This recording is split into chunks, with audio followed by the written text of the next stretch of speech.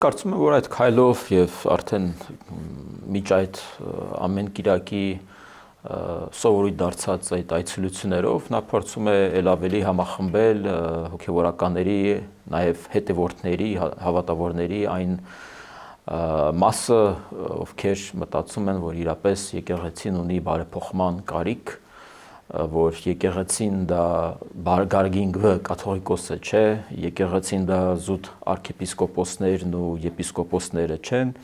ընդհանուր եկեղեցին, հայ առաքելական եկեղեցին ունի բարեփոխման կարիք եւ այն հանգամանքը, որ նույն այդ սահմանադրությունը, որը դեռ կարծեմ 30-ականներին էր գրվել, առ այսօր փոփոխության չի արժանացել, խոսում է արդեն այն բանի մասին, որ իրապես այդքան էլ հետաքրքրված չեն եղել, որպեսզի բարեփոխություն տեղի ունենա եկեղեցիում։ Եվ ես կարծում եմ, որ այո, պետք է ավելի լայն համախմբվածություն, բայց այնուամենայնիվ այդ փրկությունը եկեղեցու պետք է հենց եկեղեցի ներսից գա,